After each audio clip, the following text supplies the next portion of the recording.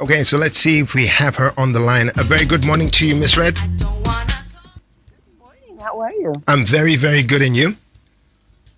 I am blessed abundantly. Fantastic. Thank you so much for taking the time to have a chat with us. We tried to do this with you last week, and technology was against us, but we've managed to get everything kind of sorted out. It is a Sunday after all. It is time for Words on a Page. Essentially, we take some time out every single Sunday between 10:10 and the bottom of the hour to talk about, the next great African novelist, the next great African, author. We're trying to encourage people to read for pleasure, to read for leisure, and also trying to find out, what it takes to be an author in this day and age. So let's start off at the very, very beginning. MisRed, you've come to our attention not necessarily because you are an author, but because you are on radio in Zimbabwe.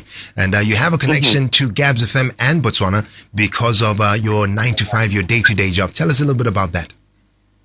So I do a show, which is the Drive Time show on Zimbabwe's leading entertainment radio station, that's CFM, with a guy called 𝗪𝗪𝗪𝗪. So he used to be on Gabz FM as well. That's right. Yeah, I've always been a fan of Gabz FM as well. Oh, brilliant. Well, glad to have you on it. And, I'm sure there are a lot of listeners across the country, the length and breadth, and obviously across the world who are wondering, why the name MisRed? I'm assuming that's not your government name. So give us your government name, and then let's get down to, why MisRed is the moniker that you go by. So Samantha Mary Musa is my real name. So that's the one that you'll find on the book. But MisRed came about, it was kind of like a nickname that I got because it was based off the color. I used to wear this really unique stain of red lipstick after moving back to Zimbabwe from Pretoria. Right.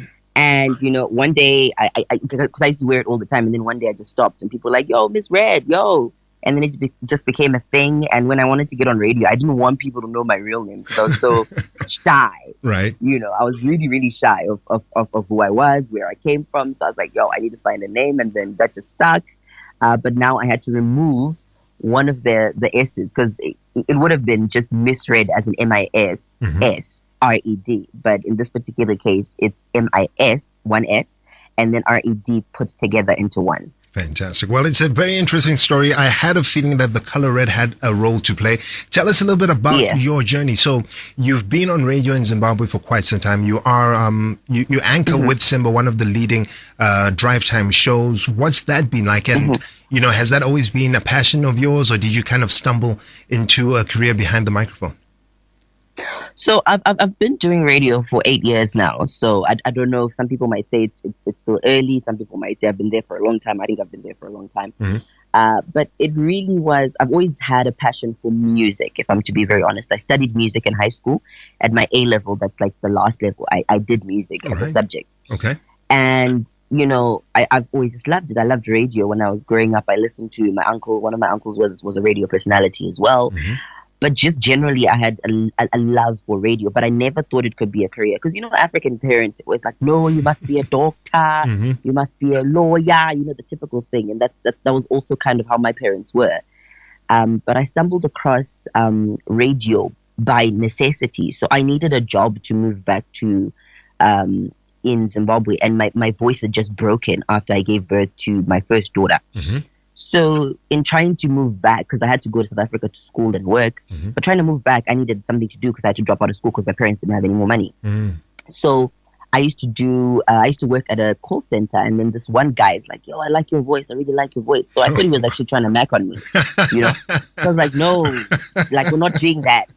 And then he called my boss at the time, and then he's like, no, I really wanted to come in for voiceovers. And then when I went for voiceovers, I then got into, the art of using my voice. And then I started to apply at radio stations. They all denied me to begin with. Right. But somehow, God had a plan for me. And 8 years later, I'm now an author. So, yeah. Right. Okay. So MisRed, during the daytime, when she's not behind the microphone, she goes by the name Samantha Musa. And Samantha, I'm going to call you that for the duration of our interview together. You've decided to write a book. Right now, it seems to me that, writing a book is not something that you take very lightly. It's a labor of love. It's something that you really need to put your heart and soul into. Why did you decide that you had a story to tell? Why did you decide to tell that story to the world? Because, 5 days out of a week, you're behind the microphone, all of us behind the microphone. have the ability to tell our story, to share our thoughts and views. Why did you feel the need to put words on a page? It wasn't, the intention wasn't necessarily to write a book. The intention was to heal from brokenness that I'd been going through for a really long time. So I used to have like really bad depression. So every time someone told me, just write down what you're feeling and what you're going through.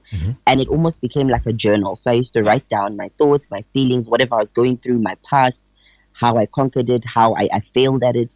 And all of that, after 2 years of writing, became a book. But even the title of the book was almost ordained divinely by God, because it's a statement that just came from nowhere in my head. Or one day I was just doing a video because I used to do a lot of motivationals, and I posted on my pages online, and that statement.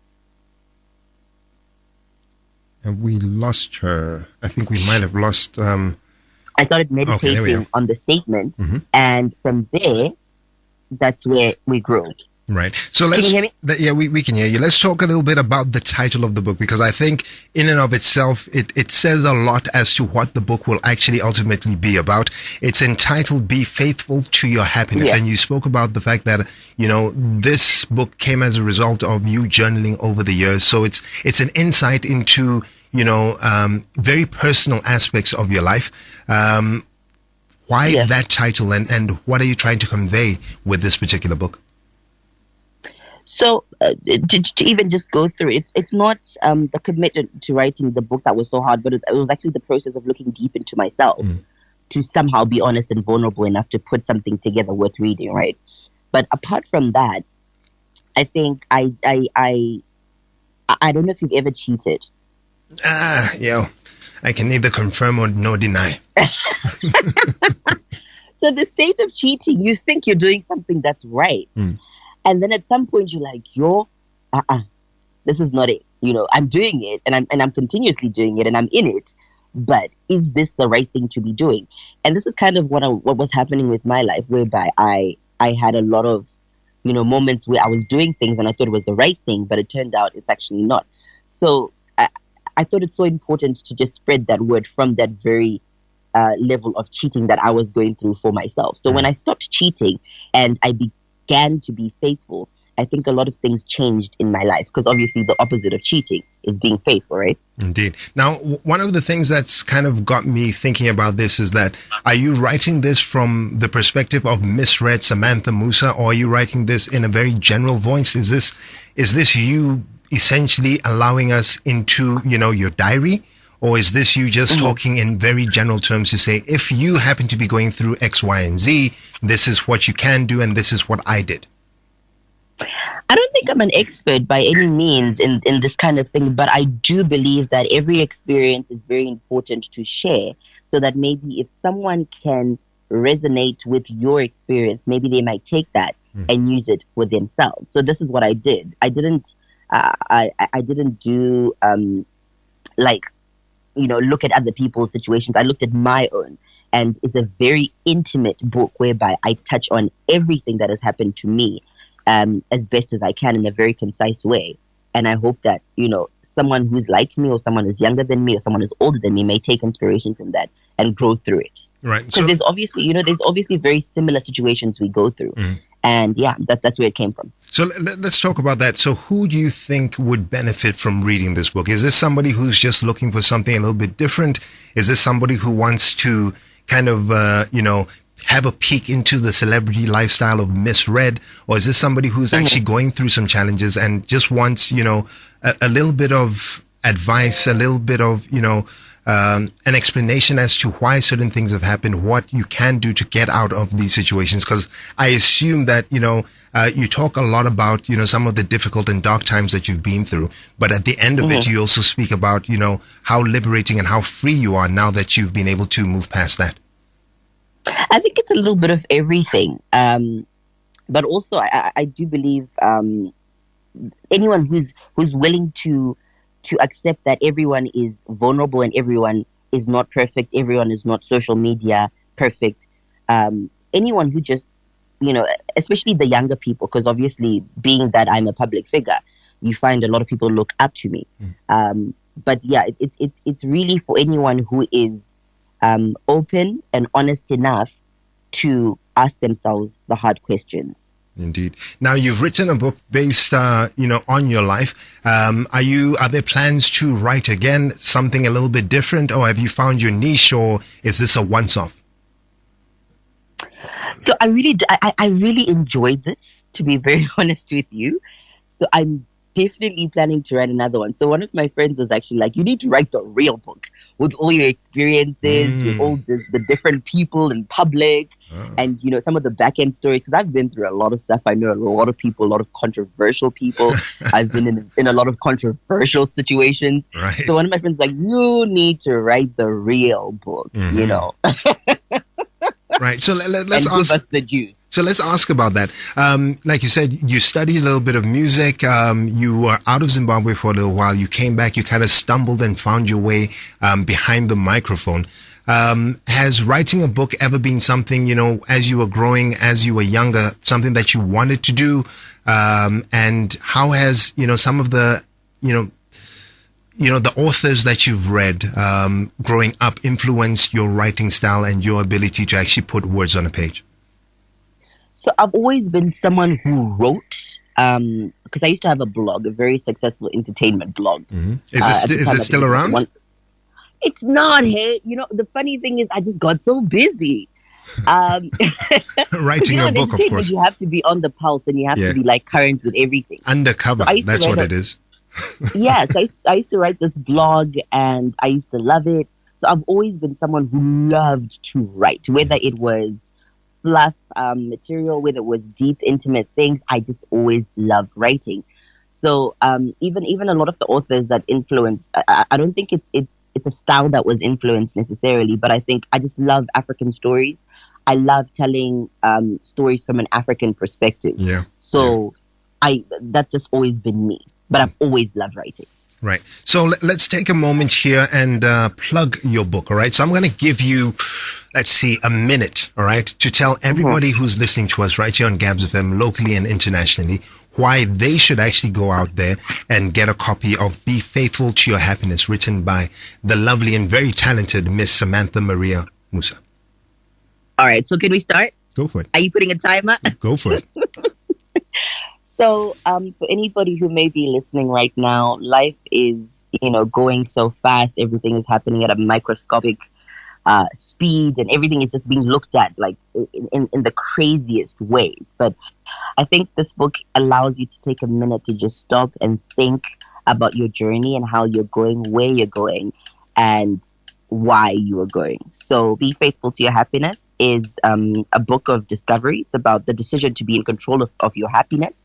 It's about faithfulness to a process and finding beauty in the obvious. So I highly recommend that you get it. It's also got a lot of laughs. It's got a lot of real stories about people who you may think have everything going on, but you don't know the background. So if you're one of those people who loves a story about a girl who came from nothing to something, get the book. There you go. And where can we actually find a copy of this? So it's on Amazon. So you just go to Amazon and look up Be Faithful to Your Happiness by Samantha Musa. And yeah, you can get it online. Right. Now, one of the things that she neglected to mention is that you also, as a listener of Gabz FM, you stand the chance of getting your hands on a copy of this particular book. And so tell us how that's going to work out and how we can, folks can actually get involved. You guys need to just come up with a question or something, and then whoever gets it right. I think we're giving away 5, right? That's right.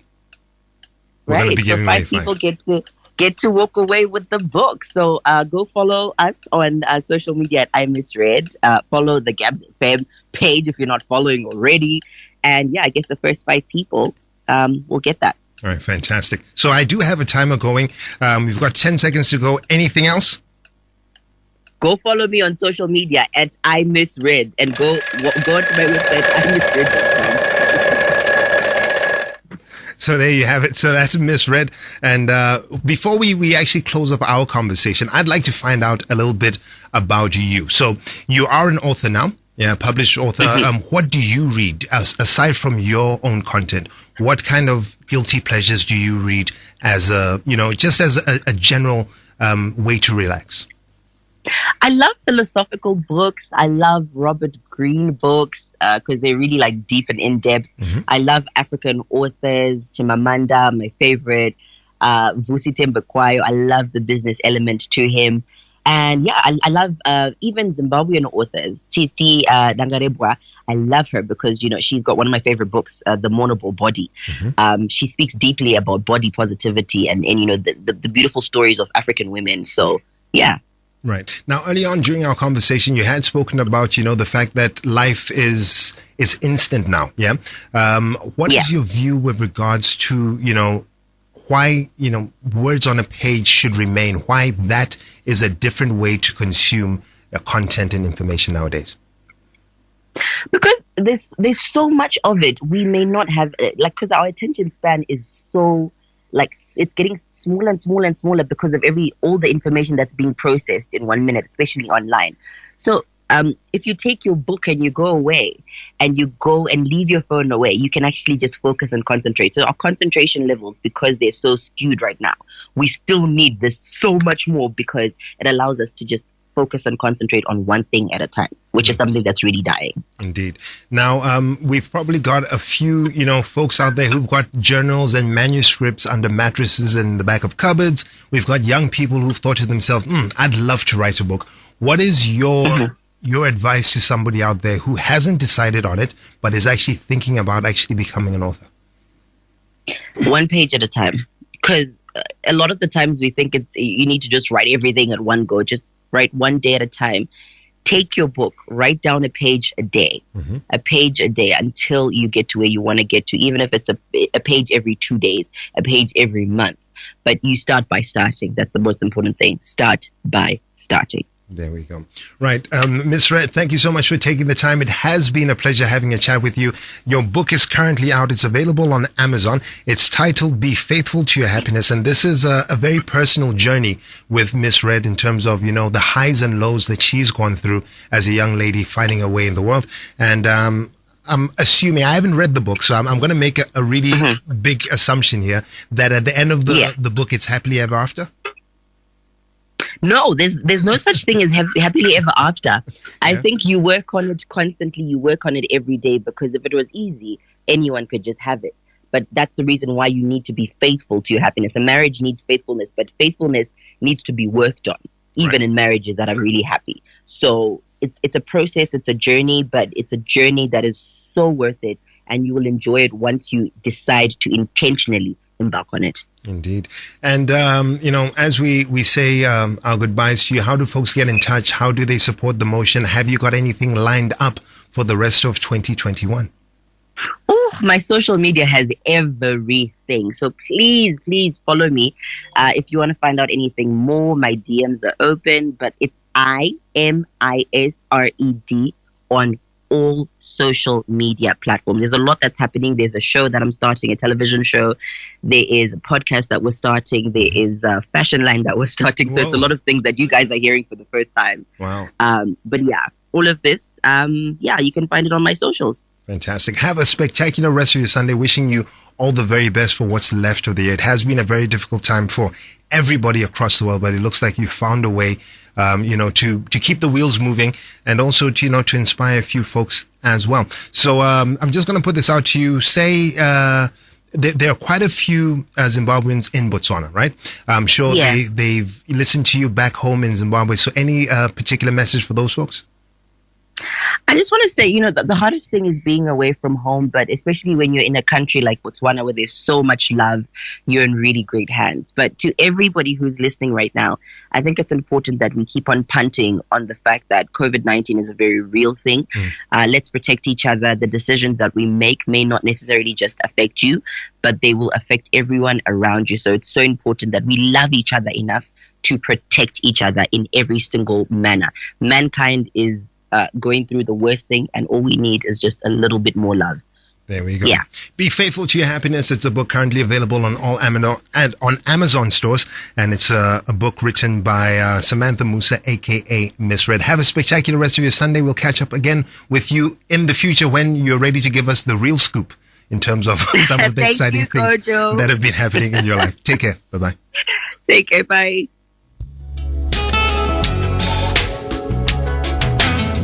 There we have. That was MisRed, Zimbabwean media personality, and she's written a book. It's entitled "Be Faithful to Your Happiness," and we are giving away 5 digital copies of this particular book. Get in touch with me simply by texting in on 14962 with just your email address.